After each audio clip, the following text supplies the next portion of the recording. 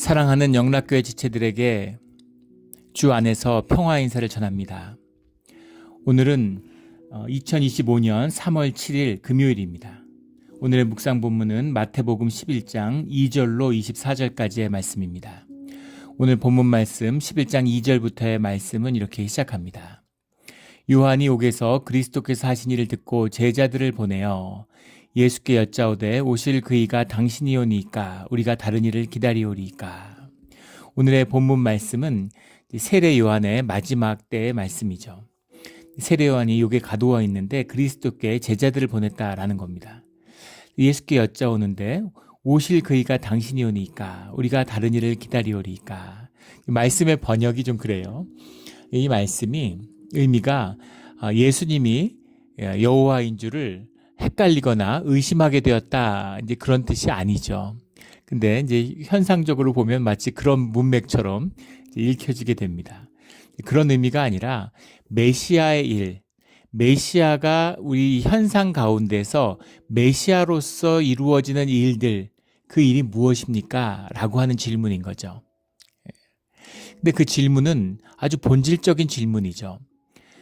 메시아인 것을 넘겨짚은 게 아니죠. 세례 요한이 요한복음에 보면 성령이 비둘기같이 주님에게 오시는 것을 보고 그리고 여호와인 줄을, 그가 오신 메시아인 줄을 알았다라고 고백하고 있죠.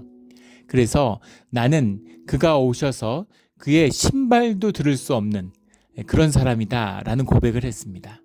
그래서 내가 주님께 세례를 받아야 되는데 어떻게 내가 주님께 세례를 베풀 수가 있습니까? 요한에게 세례를 받으러 온 주님께 그렇게 질문하는 세례 요한이었죠. 세례 요한이 보고 듣고 마음 가운데 믿은 것입니다. 그런데 그것이 지금 고생스럽고 힘드니까 내가 왜 이렇게 가야 됩니까? 당신 메시아 맞습니까? 이런 의미가 아니라는 것이죠. 그런데 문제는 무엇이냐면은 메시아가 이 땅에 오셔서 메시아가 이 땅에 오신 건 분명한 것이죠. 그런데 메시아의 일이 무엇냐는 겁니다. 메시아가 우리를 구원하시는 일을 하죠. 그런데 어떻게 성육이 되셨는데 성이 하나님이 육신이 되어서 주님이 육신을 통해 이루어 가시는 이 현상의 삶, 그것이 무엇인가라는 것을 보고 싶은 거죠. 그런데 그것을 볼 수 없는 겁니다. 그것은 세례 요한만 모르는 게 아니라 예수님도 몰라요. 예. 예수님이 이 땅에 오셨는데 내가 이렇게 베들레헴에 태어났다가 어릴 적에 이제 갈릴리로 갔다가 아버지 목수니까 목수아니라고 이렇게 돌아다니면서 이렇게 일하다가 가버나움을 통해서 이런 식으로 쭉 삶을 설계해 가지고 이래서 공생의 3년째에는 예루살렘에 입성했다가 이제 죽어야 되는구나 이런 식으로 준비하셨을까요? 삶은 그런 게 아니죠. 그렇게 하시지 않으려니와 그렇게 했다면 그건 삶이 아니고 생명이 아닙니다. 생명이라고 하는 것은 자유로움이잖아요. 생명이라고 하는 건 환경과 조건 가운데에서 여러 모양으로 나타날 수 있죠. 그러니까 그 본질의 생명은 변하지 않습니다. 현상의 움직임, 물이 이렇게도 튀고 저렇게도 튀고 이렇게 하는 거죠. 근데 그것이 어디로 튀어갈지 어디로 흘러갈지 그런 것을 하나님은 헤아려 아실 수 있겠지만 이 땅에 육신으로 와서 육신으로 100% 사람으로 산다고 하는 이 땅의 성육의 삶, 그 삶의 의미 가운데에서는 그것을 헤아리고 계획하고 조율하는 게 아니라는 것이죠. 그래서 메시아의 구원이 어떻게 이뤄갈지를 누가 볼 수 있겠습니까? 세례 요한도 못 보고 예수님도 보지 않는 거예요. 못 보시는 겁니다. 그 일들이 주님의 삶, 실제로 살아가는 삶을 통해서 이루어져 가는 거죠. 내 삶을 주님께 내어드림으로, 하나님께 내어드림으로 내 생명이 이 환경과 조건과 이 땅의 이 시간 가운데, 이 공간 가운데 그것이 만나서 그 삶이 사라짐으로 나의 진실이 피워내는 거죠. 세례 요한도 마찬가지고 예수님도 마찬가지인 겁니다. 우리도 마찬가지죠. 이게 생명의 삶이에요. 생명이 살아가는, 생명이 누려지는 삶입니다. 그래서 무엇이 메시아의 길입니까? 라는 질문을 드리고 있는 것이죠. 그러자 4절에 예수께서 대답하여 이르시되 세례 요한의 영광의 시간입니다. 현상적으로 보면 감옥에 가둬 있고 희망이 없는 것 같은 그런 모습으로 비춰지지만 자신의 삶을 살고 마지막에 예수님과 교통함으로 그 삶의 의미가 확증되는 굉장히 성스럽고 그런 영광된 그런 시간이죠. 이런 시간을 살아서 누리는 사람이 누가 있겠어요? 어마어마한 축복을 받는 것입니다. 이게 축복으로 보이지 않는 분들, 이게 저주로 보이는 사람들은 주께 속한 자가 아니죠. 세상에 속해 있는 거예요. 현상에 속해 있는 거예요. 그래서 뭐 이렇게 살아. 여자의 몸에서 나온 자 중에 세례 요한보다 큰 이가 없던데 세례 요한의 삶은 이게 뭐야? 너무 초라하고 너무 비참해 보이는, 이렇게 보인다면 사실 내 마음은, 내 심령은 세상에 속해 있는 겁니다. 이것이 오늘 말씀의 비밀이죠. 예수께서 대답하여 이르시되 너희가 가서 듣고 보는 것을 요한에게 알리되, 듣고 보는 것, 너희의 실제가, 너희가 경험한 실제가 무엇인지를 가서 나눠라, 이런 말씀이죠.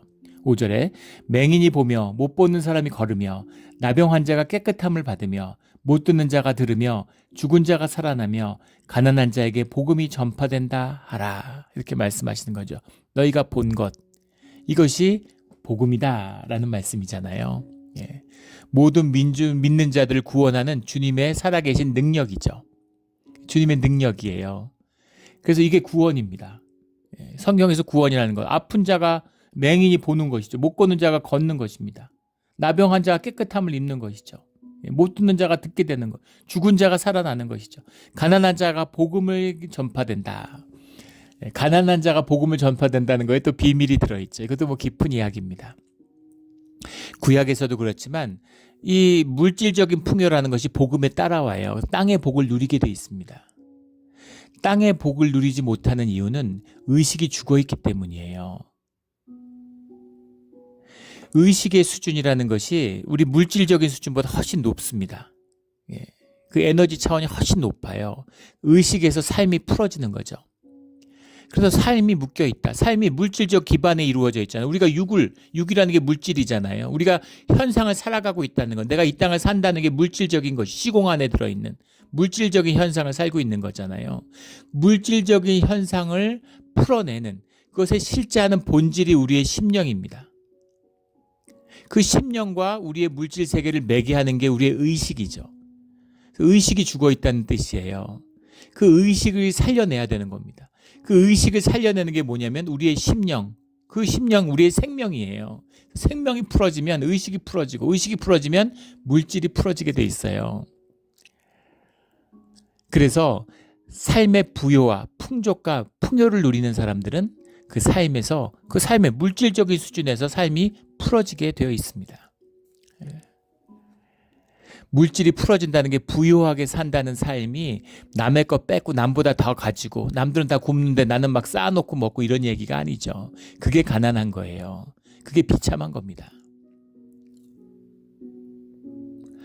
부요함, 사람들이 모두 부요해지고 나의 부요함으로 사람들이 부요함을 누리며 함께 살아가고 그 기쁨과 평안을 누리는 그런 부요함이 열린다는 겁니다. 그 유럽의 역사를 보면 종교개혁을 한 정도와 그 사는 정도가 정확히 일치하죠. 종교개혁을 철저히 한 나라일수록 더 잘 살아요. 종교개혁을 철저히 하면 주님이 더 복 주고, 종교개혁이 미진하면은 주님이 복을 안 주고, 뭐 그런 걸까요? 그런 얘기가 아니죠. 의식의 개혁입니다. 의식이 풀어질수록 물질도 풀어져요. 이거는 섭리의 차원의 이야기입니다. 해 뜨고 바람 불고 이런 것처럼 주님이 이 땅을 구성하고 있는 구성의 원리, 섭리의 원리, 섭리예요. 그걸 운영해 가는, 강물이 흘러서 하구로 내려가는 것처럼, 물론 강물이 역류하게 할 수 있는, 해를 돌이킬 수 있는 그런 능력도 주님께는 있으시죠. 그러나 주님이 이 땅을 움직여 가시는 섭리의 역사가 있다는 겁니다. 우리가 병들고 아프고 죽어가고 늙어가고 이런 것처럼. 그런데 가난한 자에게 복음이 전파돼야, 그 의식이 풀어져야, 그 생명이 풀어져야 그 삶의 문제가 풀어지는 겁니다. 물질적인 부요함을 누리게 되는 것이죠. 이게 땅의 축복이에요. 땅의 축복이 또 축복이 다인 것처럼 현상의 사람들은 뭐 그러잖아요. 아무 문제가 없는 것 같아. 돈만 좀 있으면 아무 문제 없을 것 같아. 근데 그게 이제 병들었다는 증거죠. 내 삶의 모든 것이 문제라는 걸 만나게 되는 겁니다. 내 자식, 부모, 형제, 우리 가족들, 이웃들, 이 땅, 그 가운데 사람들이 고통받고 있는데 나는 행복하다? 그게 삶이 단절돼 있다는 거잖아요.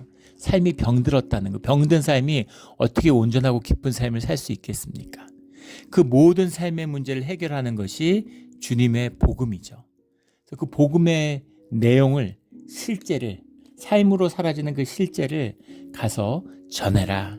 메시아의 뜻이 이렇게 이루어지고 있다라는 것을 너희가 본대로 나누라는 거죠.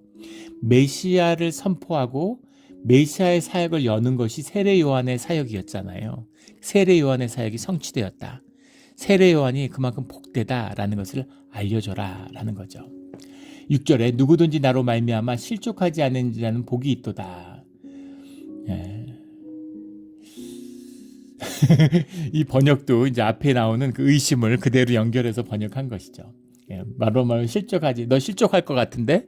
너 거의 지금 실족했구나. 너가 지금 죽음을 앞두고 삶이 고달프고 감옥에 있다 보니까 너 많이 힘들어가지고 지금 실족하기 직전이야. 하지만 정신 바짝 차려. 너 실족하지 아니해야 복이 있다. 지금 이런 말씀인가요? 그런 말씀이 아니죠.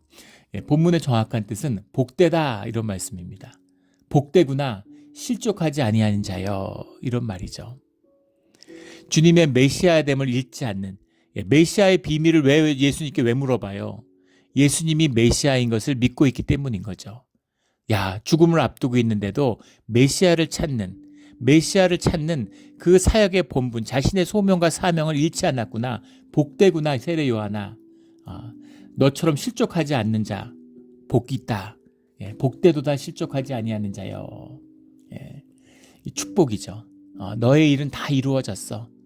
이제 평안히 가도 돼. 숙제가 다 끝났고 너는 이제 떠나도 된다. 이런 말씀인 거죠. 우린 다 떠나죠. 숙제를 빨리 마치고 떠나야 돼요. 초등학교 졸업하면 빨리 중학교를 가야 되는데 초등학교를 20년 다니고 있는 겁니다.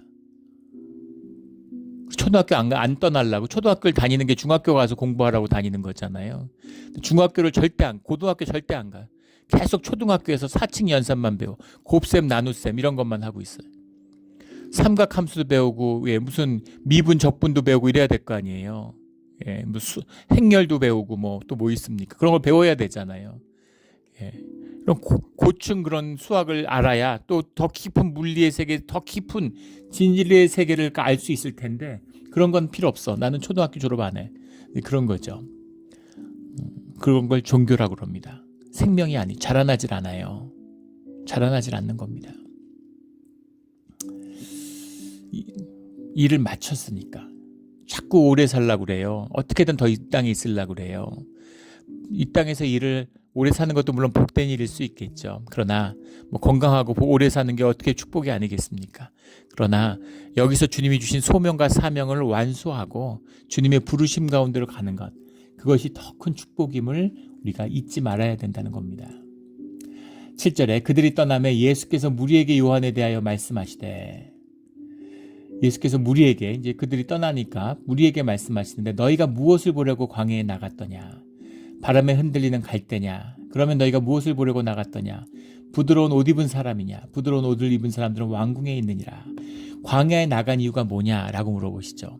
세례 요한과 요한을 따르는 그의 제자들은 광야의 사람들이었습니다. 그리고 우리가 신앙의 길, 믿음의 길을 광야의 길이라고 그러죠. 근데 너희가 광야에 왜 나갔니? 라고 물어보시는 거예요. 바람에 흔들리는 갈대냐? 이게 무슨 말인가? 이 헤롯 시대, 헤롯 안티파스 시대의 그 동전, 돈에는 갈대가 새겨 있었다 그러죠. 갈대가 이 갈릴리 지역에, 이 팔레스타인 지역의 상징으로 갈대잎이 그려져 있었다고 그래요. 갈릴리라 바닷가라는 큰 이제 아마 이 호숫가가 있으니까 거기 갈대가 많았겠죠. 갈대를 거기다가 상징으로 넣었다고 그럽니다. 바람에 흔들리는 갈대냐? 그러니까 이게 무슨 말이에요? 돈 보러 나갔니? 이런 얘기죠. 너희가 무엇을 보려고 나갔냐? 부드러운 옷 입은 사람이냐? 부드러운 옷은 안일함과 편안한 삶의 상징이죠. 너희가 편안함과 안일함을 위해 나갔냐? 아니면 소유와 욕심을 위해 나간 거냐? 그렇게 물어보시는 거예요.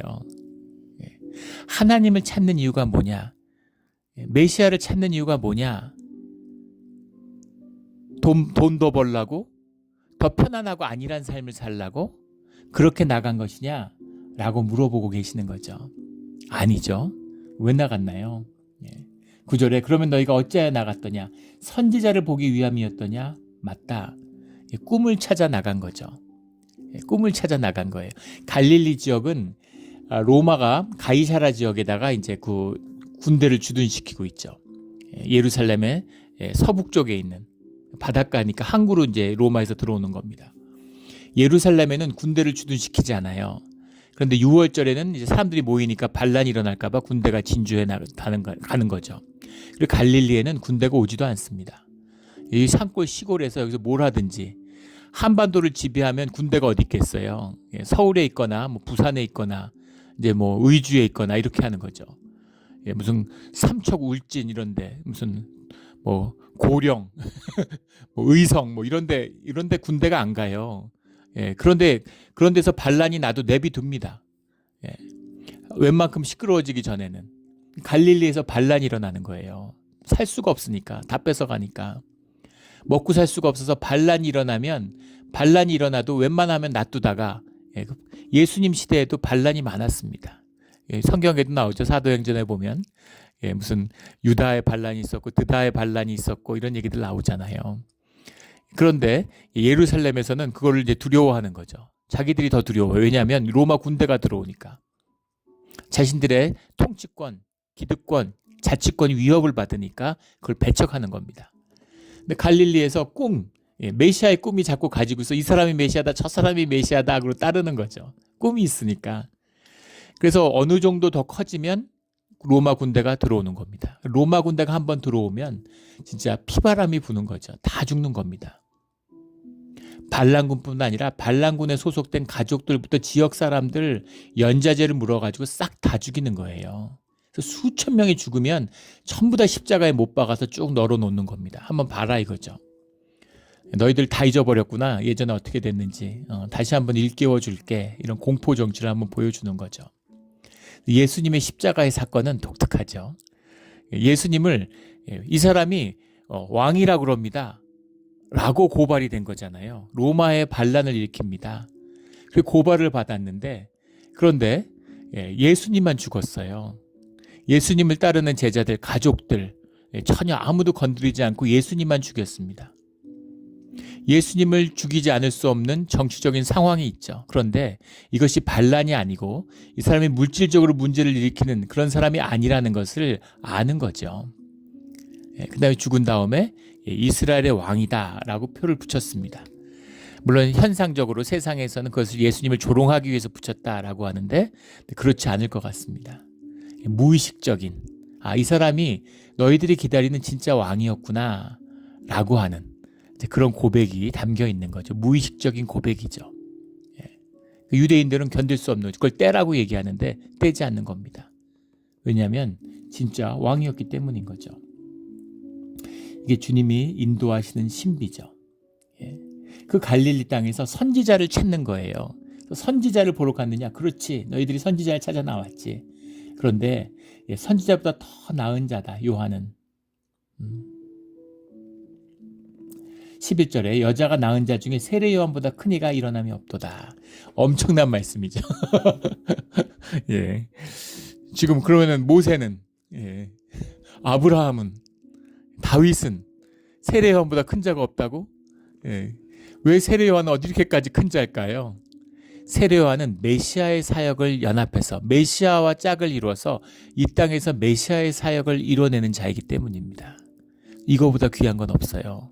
사람으로서 이거보다 더 귀한 자가 없습니다. 이게 세례 요한의 비밀이죠. 이 비밀이 나의 실제로 다가온다면 나는 구원을 받은 자입니다. 나는 복음을 사는 자예요. 내가 뭐 초라하고 뭐 소박하고 어떻게 사든지 이런 거 중요하지 않습니다. 중요한 건 내 생명, 내 삶이죠. 주님과 함께하는 비밀이죠. 이게 회복되고 이걸 누려야 되는 거예요. 이거보다 더 큰 복은 없습니다.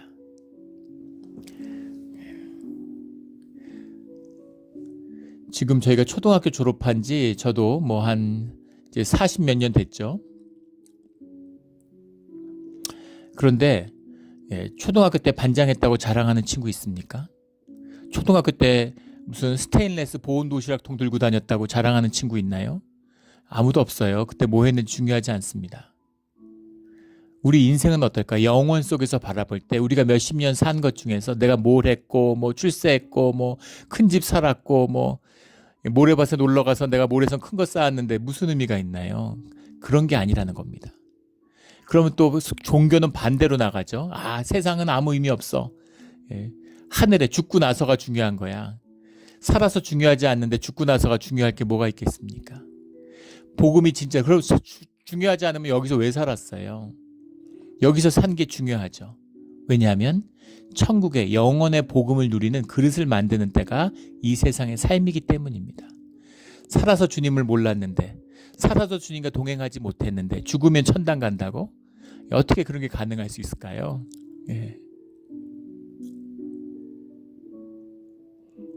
그렇게 천당에 가면 천당이 지옥이겠죠. 평생 예배를 모르고 살았는데 죽으면 영원한 예배 가운데 들어가. 그게 진정한 지옥이겠죠. 그렇게 되면 주님을 누리며 살아가는 것입니다. 하나됨의 비밀이죠. 여자가 낳은 자 중에 세례 요한보다 큰 이가 일어남이 없도다. 어찌 보면 당연한 얘기잖아요. 주님과 동역하는, 주님과 함께 하는데 이거보다 귀한 게 어디 있겠어요. 베드로가 무슨 요한이 야고보가 물고기 잡다가 무슨 해운회사 세워가지고 큰 돈을 벌었다고 한번 생각해. 그게 무슨 의미가 있나요? 물론 나름대로는 의미가 있겠지만 주님의 부르심을 받아서 주님과 동행하는 것보다 더 귀한 게 뭐가 있겠어요. 그걸 말씀하고 있는 것이죠. 그러나 천국에서는 극히 작은 자라도 그보다 크니라. 이것이 주님과 함께하는 비밀이죠. 질적인 걸 얘기하는, 하늘과 땅을 얘기하는 것이죠. 땅에서 아무리 높아봐야 하늘보다 높을 수가 없잖아요. 천국은 주님과 하나 된 주님의 지체를 이룬 주님의 세계인데, 주님과 하나 된 자가, 주님의 하나 된 자가 어떻게 땅에 있는 자하고 비교할 수가 있겠습니까? 땅에서 아무리 커도, 땅에서 아무리 위대해도 하늘에서 작은 것보다 작은 거죠. 아무리 플라이급에서 아무리 뚱뚱해도 헤비급에서 제일 마른 애보다 훨씬 날씬하잖아요. 비유가 좀 그렇지만은 그런 거죠. 그런 겁니다. 차원이 다른 거죠. 하나 되는 비밀이에요. 예전에 참 스포츠 중에서 이제 농구 같은 경우 격렬한 큰 애틀레티시즘을 요구하고, 지난번에 슈퍼볼 보는데 필라델피아 팀의 공격진 뭐 이런 거 나오는데 보고 제가 전율했습니다. 제가 미식 축구를 계속 안 보는데 미국에 사니까 이제 좀 관심을 갖고, 좀 그래도 하도 슈퍼볼 하니까 그래도 좀 관심을 가져보려고 해서 작년, 금년 두 게임을 봤어요. 아니 재작년부터 지금 3년째 슈퍼볼을 봤는데, 근데 이제 뭐 처음에는 봐도 재미도 없고 뭔지 모르는데 이제 해설을 듣고 이렇게 보니까 전부 아직도 잘 모르지만, 근데 제가 이제 놀랐던 건 뭐냐면 다들 전문가들은 이번에도 뭡니까? 상대팀이 이길 줄 알았잖아요. 3연패에 도전하는, 갑자기 팀 이름이 기억이 안 나네요. 거기가 뭐 코치진이 세고 쿼터백이 세니까 이긴다고 그랬는데, 이 필라델피아의 공격진한테 쿼터백이 보호가 안 돼요. 자꾸 무너지는 겁니다. 스크럼이.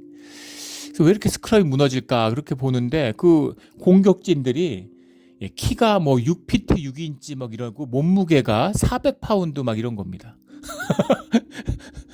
그런데 100m를 11초에 뛴대요. 어떻게 인간이 저럴 수가 있지? 그게 NHL의 수준인 거죠. 농구하고 미식축구는 가장 애틀레티즘이 강한 그런 이제 종목이잖아요. 그래서 안타깝게도 아시아계가 거의 없습니다. 어쩌다 있지만 드물죠. 거의 없어요. 야구 같은 건 아시안들도 잘하잖아요. 기술적으로 하니까. 근데 막 몸으로 부대끼고 몸싸움하고 이러니까 아시안도 쉽지 않은 거죠. 축구 같은 것도 좀 기술이, 거기도 몸싸움은 하지만 그래도 기술이 들어가 있는데, 기술이 보다 이제 체력이 압도하니까. 왜 이 말씀을 하냐면, 몇 년 전인데 일본 선수가 NBA 도전하는 선수가 있었어요. 이 선수도 이제 순수한 일본계는 아니고, 이제 아버지는 아프리칸이고 엄마는 일본계고, 그래서 이제 외모는 완전히 이제 아프리칸입니다. 근데 이제 일본계에서 일본에서 자라가지고 이제 그 일본 국적이니까 그것도 뭐 굉장한 관심을 끌었어요. 이제 일본 사람이 NBA에서 뛸 수 있겠느냐 뭐 이래서. 예, 그런데 그때 제가 충격을 받았던 건 뭐 그 체력이나 이런 게 대단한, 예, 굉장한 체력입니다. 그 애틀리즘이 대단해요. 근데 그 NBA의 스카우트 리포트를 하는데, 스카우팅 리포트를, 예, 일본에서는 100년에 한 번 나올까 말까 한 선수라는 겁니다. 근데 NBA에서는 그 정도의 체력과 그런 정도의 애틀리즘은 누구나 다 갖고 있다는 거예요. 그래서 쉽지는 않다. 뭐 이렇게 도전할 수 있지만 이렇게 나오더라고요. 예. 어떻게 일본도 인구가 1억이 넘는 나라인데 1억 3천 중에서 100년에 한 번 나올 것만 선수가 나왔는데, 미국 NBA 뛰는 선수는 누구나 그거보다 그 정도의 체력은 다 갖고 있다고. 그래서 야, 이렇구나 이러고 제가 놀랐던 그런 기억이 납니다. 예. 땅에서 아무리 커도 하늘에서 가장 작은 자보다 작은 거죠. 이것이 하나님과 함께하는 비밀이에요. 우리 어제 말씀에 나누었죠. 우리 명예훈장 타는 얘기. 예. 전쟁에서 무슨 공을 세워도 명예훈장 못 받아요. 웬만해서는. 전쟁에서 웬만한 공 세워서 한국군이 태국 무공훈장 받을 수 있겠습니까? 그건 진짜 6.25 같은 전쟁이 있어도 정말 기적적인, 목숨을 거는 백마고지 전투 이런 데서 살아 돌아와야 받을까 말까입니다. 그런데 예, 그 사람을 초대해서 식사를 했더니만 나도 명예훈장을 받았어. 나도 태국 무공훈장을 받았어. 그게 하나니까 하나됨의 비밀이라는 거죠. 이게 천국의 비밀이라는 겁니다. 그 비밀을 천국에서뿐 아니라 이 땅에서 누려야 된다. 이 땅에서 살아라라는 겁니다. 그러면 이 땅이 지옥같이 보여도 이 땅이 천국이야. 네가 사는 것이 어딜 가나 천국이 되는, 그때 주님이 우리를 천국으로 부르신다는 거죠. 그렇게 되지 않고 천국에 가면 천국이 지옥이에요. 예배를 모르는데 어떻게 예배자로 살겠습니까? 삶이 거짓인데 어떻게 진실을 살아요? 그 부르심을 말씀하고 있는 것이죠. 근데 11절보다 더 놀라운 말씀을 12절에 하세요. 세례 요한의 때부터 지금까지 천국은 침노를 당하나니 침노하는 자는 빼앗느니라. 천국은 침노를 당하나니. 이 말씀이 제가 말씀을 묵상하면서 크리스찬이 돼서 지금까지도 제일 어려웠던 말씀 중에 하나입니다. 예, 천국은 침노를 당하나니. 천국이 어떻게 침노를 당할 수가 있나요? 어떻게 하늘이 땅에 침노를 당하나요? 이게 무슨 말일까? 천국이 어떻게 침노를 당할 수가 있지? 누가 천국을 침노할 수 있다는 거야? 침노를 당하나니라는 말이 비아제타이라는 말인데, 비아제타이라는 말이 이제 영어로는 뭐 be taken by violence, 뭐 suffers violence 뭐 이런 식으로 번역을 합니다. violence의 폭력이에요. 폭력이라는 게 뭐예요? 집주인이 아무리 폭력적이어도 자기 집 열쇠 열고 들어가는데 그걸 침노당했다 이러지 않죠. taken by violence, 그걸 violence라고 하지 않습니다. violence라는 게 뭐예요? 막 방을 거칠게 열고 문을 꽝 닫고 들어가면 violence인가요? 아니죠. 자격이 없는 사람이, 집하고 아무 관련이 없는 사람이 그 집을 부시고 들어올 때 violence라고 그러는 거죠. 천국은 침노를 당한다. 천국은 침노를 당하는 겁니다. 근데 우리가 생명의 관점에서 보면은 이해할 수 있죠. 자식을, 엄마가 있는데 자기 자식을, 돌잡이 같은 자식을 젖을 먹이는데 무슨 조폭 같은 불량배가, NHL의 스크럼맨 같은 사람이 자기 아기를 탁 갖고도 도망을 가. 그럼 어떻게 되겠습니까? 상대방이 150kg의 뭐 레슬러라도, 믹축구 선수라도, 엄마는 40kg인데 50kg인데 엄마가 사생 결단을 하죠. 죽으면 죽었지, 아마 가서 막 물어뜯고 머리채를 잡고 뭐 별짓을 다 해도 죽으면 죽었지 애를 놓치진 않을 겁니다. 그거죠. 침노하는 겁니다. 사생 결단을 하고 달려드는 거예요. 가슴 아픈 얘기인데, 참 가슴 아픈 얘기죠. 아프가니스탄 공항에서 미군이 이제 철수를 하니까, 참 미국의 문제는 단견이죠. 보는 시야가 짧아요. 세계 제국들이 많았지만 미국처럼 이렇게, 또 그 미국의 힘일 수도 있겠지만 보는 시야가 짧습니다. 지금 아시아 문제, 중동 문제를 이렇게 엉망진창으로 만든 장본인이 미국이죠. 섣부른 개입을 하는 겁니다. 아무 생각 없이 개입했다가 그러다가 별 생각 없이 떠나는 거예요. 아프가니스탄에 들어가서 20년간 전쟁을 하고 트릴리언 달러의 전비를 쓰고 수많은 사람이 죽었는데 어느 날 도망치듯이 나오는 거죠. 왜 그렇게 나와야 됩니까? 수습을 하고 명예롭게 나올 수도 있잖아요. 근데 막 도망치듯이 무기 다 버리고, 지금도 그 버리고 나온 무기 때문에 계속 갈등하잖아요. 무기 내놔라, 못 준다, 뭐 돈 내놔라, 원래 우리 건데, 이러고 계속. 참 그런 거죠. 지금 우크라이나도 마찬가지 아니에요. 3년 동안 전 세계 다 끌어들여서 러시아하고 싸워야 된다 그러다가 이제는 다 싸우지 말라고, 싸우겠다는데 싸우지 말라고 그러고 미국이 하루아침에 무기 공급 끊어버리고, 이거 뭐 하는 짓입니까? 희생은 희생대로 하고 욕은 욕대로 먹고 반미 감정은 끌어오르고, 참 어리석어요. 미국이 그 힘에 의지하는, 그게 자꾸 어리석음을 부르는 것이죠. 아프가니스탄을 막 탈출하는데 그 비행기에 막 갤럭시 수송기 이런 데서 막 사람들이 들러붙어가지고 막 날아가다가 사람들이 툭툭툭 떨어지는 그런 게 막, 그게 바이든의 낙선을 불렀다, 뭐 이런 얘기가 있잖아요. 그걸 보면서 너무 사람들이 비참한 거죠. 무슨 전쟁에 져서 뭐 완전 도망가는 것도 아니고 왜 그렇게 해요? 왜? 너무너무 그 비참한데, 그 남아있는 사람들, 그 사람들은 미국에 협조했던 사람이잖아요. 미국을 도우고 미국 밑에서 일했던 사람들이에요. 탈레반이 들어오면 다 죽는 겁니다. 자기 운명을 알아요. 종말론적인 시각을 갖고 있어요. 죽음이 임박했다는 걸 압니다. 그러니까 사람이 어떻게 비행기를 잡고 날아갈 수가 있어요. 무슨 뭐 캡틴 아메리카입니까? 슈퍼맨은 그냥 나르니까 잡을 것도 없겠죠.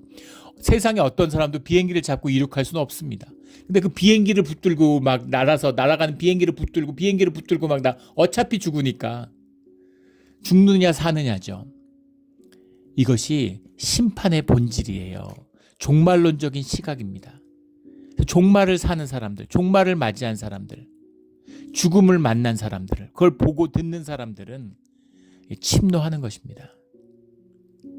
살아야 되니까. 생명을 붙들어야 되니까. 자식을 구해야 되니까 침노하는 것이죠. 침노는 뭐예요? 자격이 없는 사람들이 침노하죠. 자격이 있는데 왜 침노하겠어요?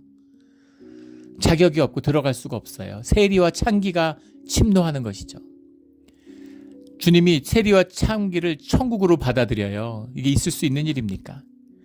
어떻게 세리와 창기가 천국에 같이, 그게 무슨 천국이, 성결하고 깨끗하고 정말 가장 깨끗하게 산 자도 못 들어가는데 어떻게 세리와 그 시대에 가장 더럽다고 손가락질 받는 사람들이 거기 들어갈 수가 있어요? 못 들어가요. 들어갈 수가 없어요. 그런데 주님을 만난 사람들, 생명의 본질을 만난 사람들은 침노하는 거죠.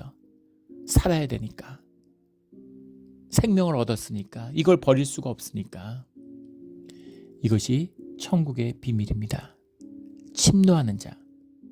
천국은 침노를 당하나니 침노하는 자는 빼앗느니라.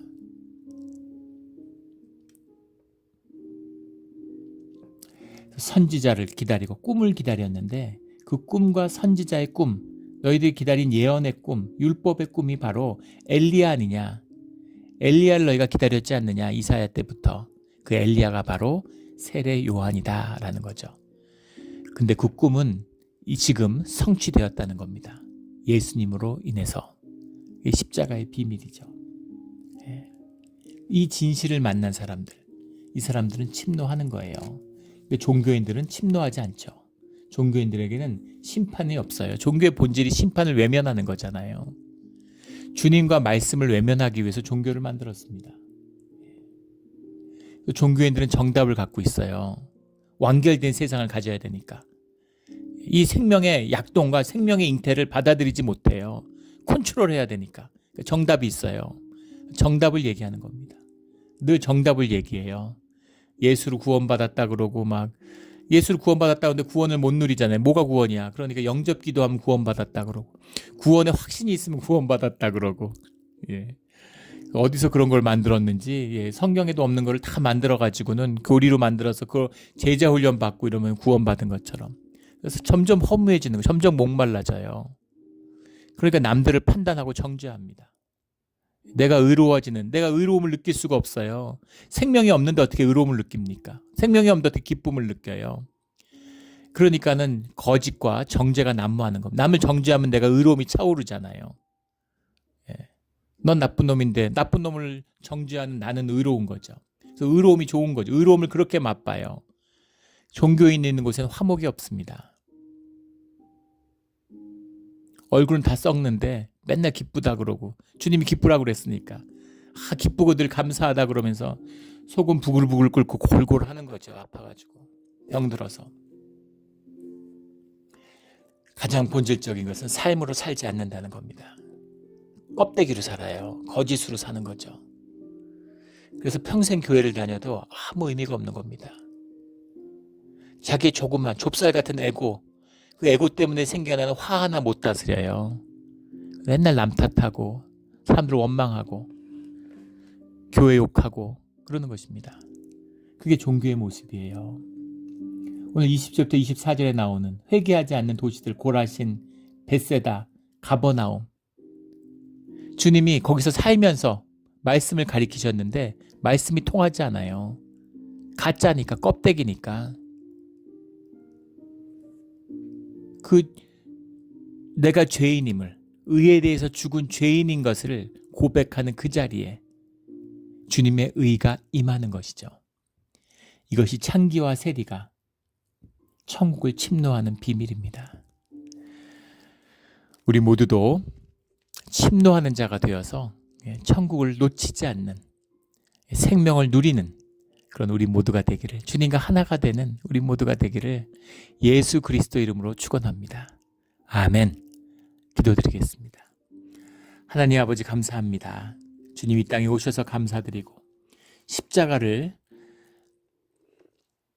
우리 삶 가운데 세워주신 것에 감사를 드립니다. 삶이 고통스럽고 힘듭니다, 주님. 하지만 외면하지 않고 그걸 직면함으로 그 진실 가운데서 주님의 아픔, 주님의 애통함을 만나서 주님 안에서 살 길이 열리는, 주님에서 참된 삶을 살아가는 우리의 인생이 되게 하여 주시옵소서. 감사하며 예수 그리스도 이름으로 기도드렸습니다. 아멘.